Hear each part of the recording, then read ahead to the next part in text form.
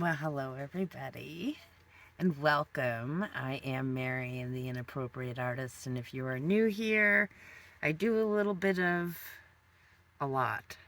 So, every once in a while, and more often now than before, I am putting up ponderings that I have. Um, right now, I have not been painting because I've been resting my hands. I go see a hand surgeon later today, so next time I post, hopefully I have some news from them that is just beyond being referred to another person. So see what happens. But that's the personal stuff. Today I wanted to talk about what has been on my mind, and it is personal, um, but I also think it's something that's valuable for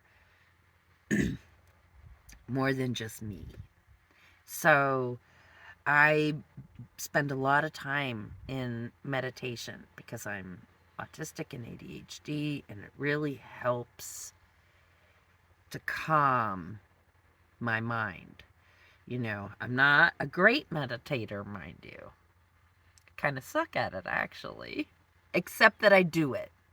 I make the time for it. I am. Actually, I don't really have to make the time for it. My body sort of forces the time. So, periodically throughout the day, I have to rest my neck. So, I have to, and the only way for me to do that in the van is to lay down on the bed. So, um, whoops, the wind has just kicked up. It feels good, actually. Um, yeah, so uh, every time I have to rest my neck, I do it for at least a half hour to 45 minutes. Sometimes it ends up longer because I fall asleep, but most of the time it's just about a half hour um, because I feel like I need to be doing something, and that's a hard thing for me to do is to lay still for that long. And I really have to lay like on my back with the pillow under my neck and my hands at my side. There's a very specific position that I have to rest in. So it's not like, especially for someone like me who's super fidgety, that is a difficult thing for me to do. So I'm really proud of myself that I'm able to do it for a whole half hour now. Um, that's a big deal to me. I sometimes break it up, like I'll do it for a half hour, take a little bit of time off. Anyway, I am really digressing here. It's what I'm famous for. I'm constantly weaving in and out of subjects because my brain needs to both. Ugh, there's so much my brain seems to need to do.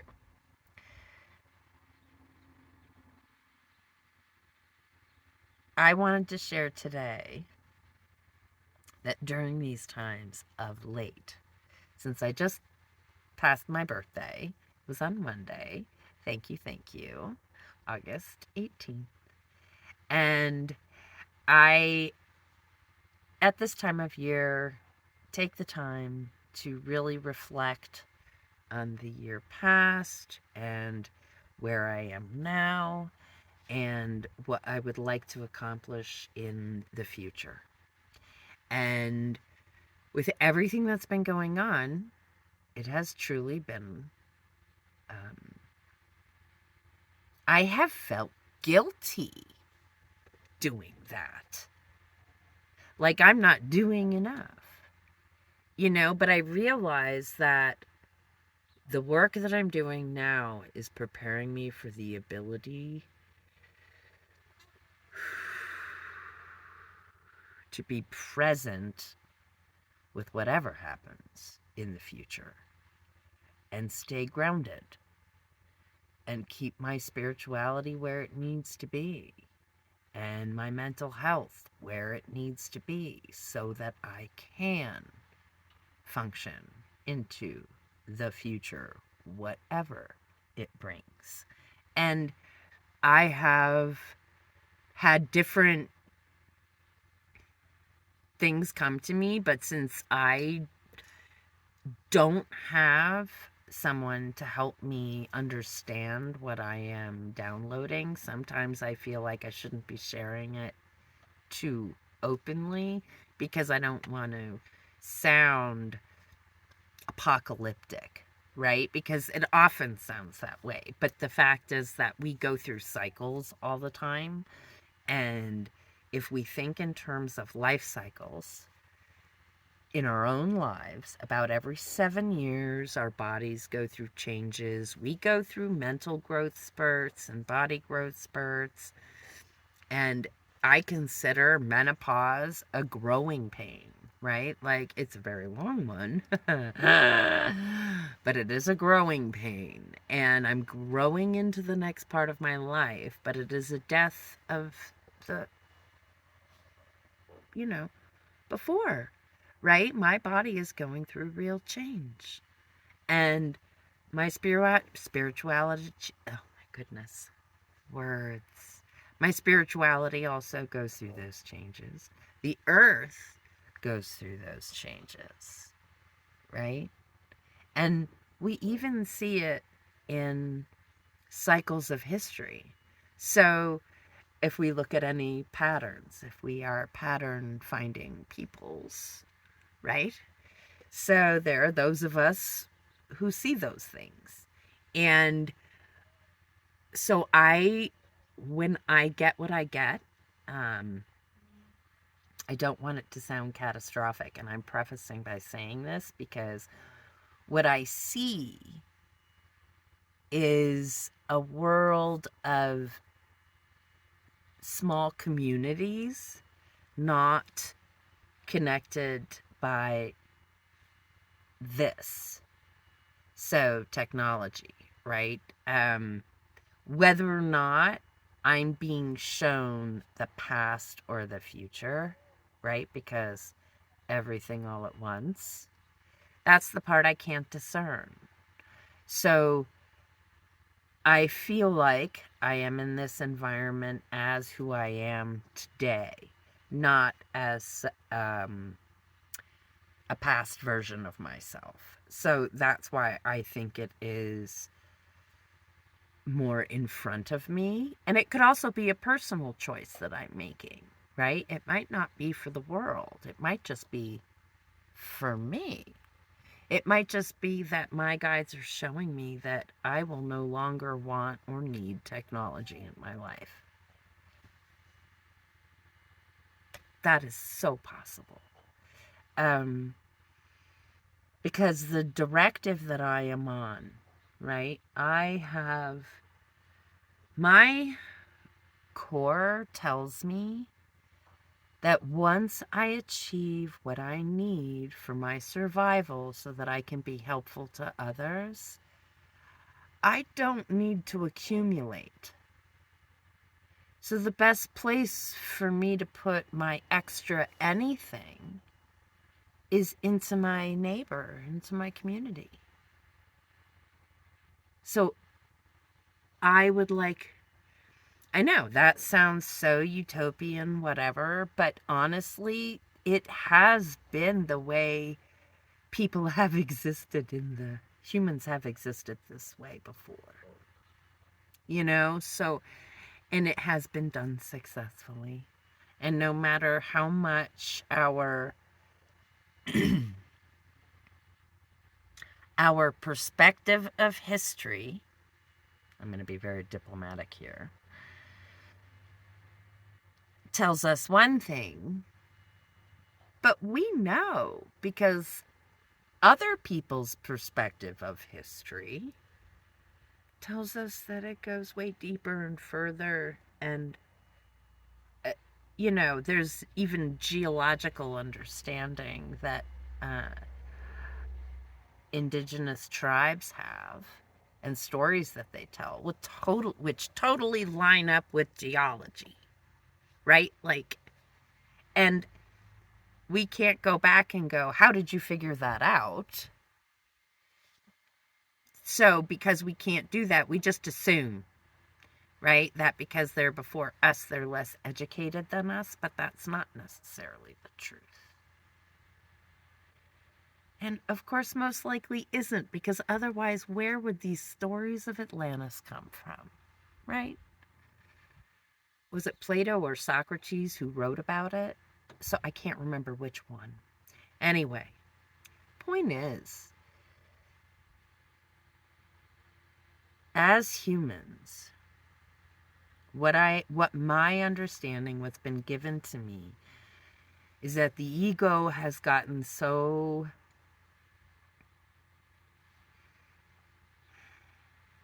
has been made to be too important. It has reached a point of there's no balance. The balance is off. It's so off, right? Like, it's so off that laws are actually being made to imprison the least of us just because they're the least of us.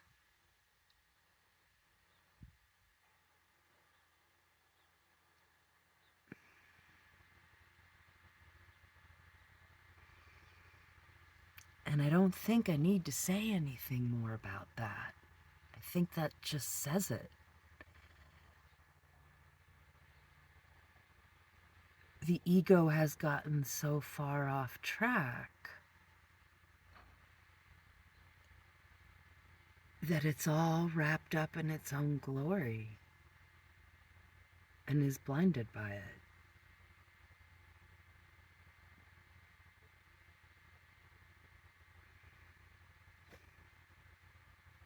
I fall prey to my own all the time. And I find the best practice for me is to ground, is to remind myself, you know, and as an artist, right? You know, that's a constant churning. And I have an amazing ability in these hands that still exists, even though they're in pain now. I mean, I could paint, but I'm resting them right now because I really feel like they deserve the rest while I go through this process, rather than me constantly re-injuring them along the way. So, until I have some answers. That's been part of my reasoning. I have figured out how to paint between my fingers, you know, hold the brush between my fingers so my thumb isn't doing all the work. But I also like to paint left-handed because it creates an irregularity that only my left hand can create and has an appearance of feeling more natural because I can't control it as well as my right hand, if that makes sense. So then I feel that way. It's like using the earth's voice rather than my voice. Anyway, I cannot hold the brush with my left hand anymore. That's changing things. And that's why I need to see the hand surgeon. I also don't want that to happen with my right hand. So we're looking at stuff. But, right? Like, so my ego is like, where's my value if I can't create? Well, I am creating. I'm always creating. And my ideas don't necessarily come, like, I call them my ideas. That's like so ingrained in me because I hear it inside my head, so I come out with possession of the idea. It's not mine.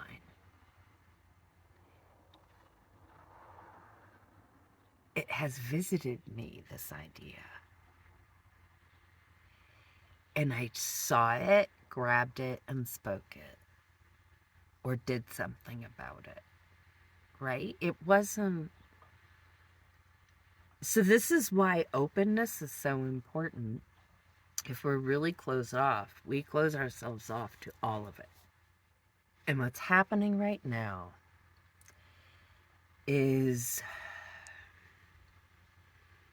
there's so much fear-mongering going on that people are throwing their walls of protection up. And this is shrinking the openness that is within us.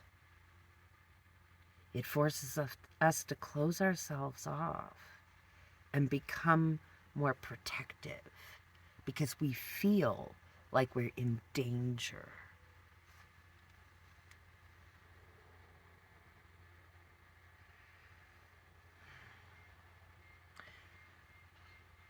I am finding that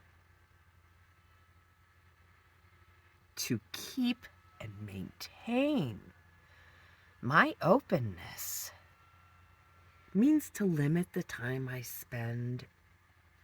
This is for me because of my sensitivity to other people's energies. Okay, this is not everybody. There are other really sensitive people out there who need to do this as well, but I need to sometimes take measures to isolate myself away from those who would project energy on me.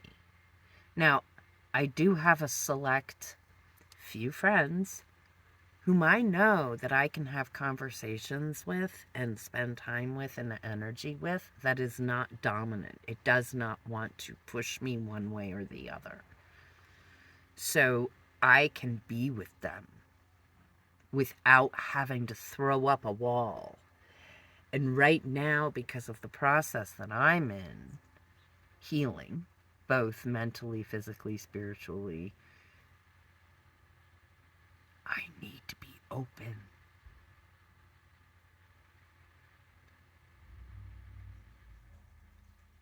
The visions that I see, whether past or future, are a lesson to me either way. They're telling me that my value comes from being a part of everything.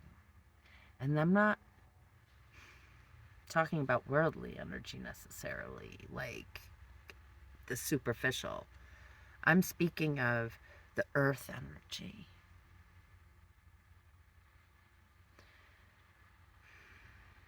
Being back in rhythm with the earth. Now, I've heard people speak of technology changing, of us being able to access the free energy through magnetic, I think, energy. Anyway, I've heard all of these different things, right? And I respect the people that I've heard them from, so I'm not, but I don't know if that is something that takes us toward this community living, or if I am just to be so aware of the past community living so that I don't get lost in the way this world changes.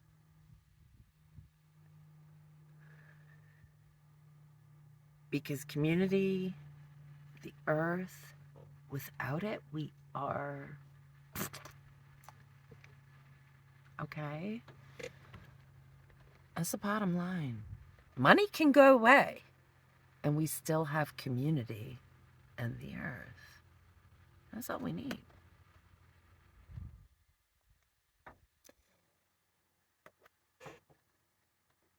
When looking at ourselves deeply enough to see where our value truly lies, when you are someone who has lost the ability to produce. This is where you end up. You have to think about where value really is. Otherwise, I could get super depressed and super sad because this world does not value people like me. Capitalism does not value me. I don't have a value in capitalism. So I have to create a world where I have value. And I do believe that the world I envision, the world that I see that comes to me, is one of our future, and it's a human evolution toward oneness.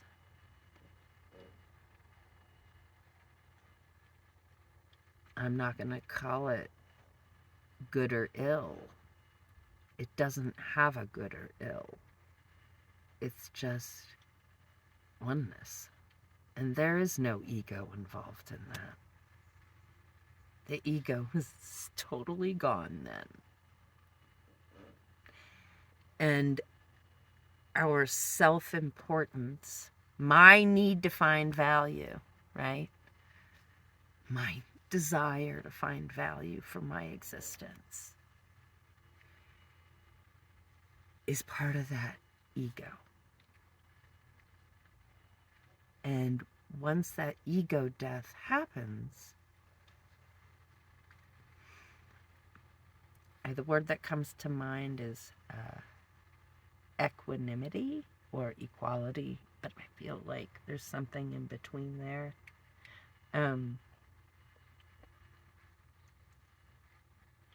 But there's a leveling in the most beautiful way.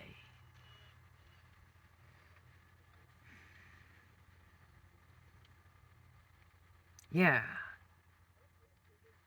So this is what I've been experiencing, and I wanted to share it with you. My birthday pondering. It's where what is happening has taken me. Where the education I've been doing for myself has taken me. And I'm really grateful for that. And I feel inspired to share that with all of you. And I am looking forward to seeing what my paintings look like when I begin to apply all of this to the art. It's kind of exciting to think about. Yeah. So, thank you for joining me today. If you made it this far, thank you. I appreciate you. This was huge. Thumbs up if you like today's video. Subscribe to the channel if you haven't already. Hit the notification bell. If you'd like to support the channel, if you'd like to support me and my journey of painting all 50 states and this spiritual path that I'm on as an artist and a human. Or as a human first. But yeah, an artist. See you next time. Links are below for support. And a special thank you to all my patrons. I appreciate each and every one of you. I'll see you next time.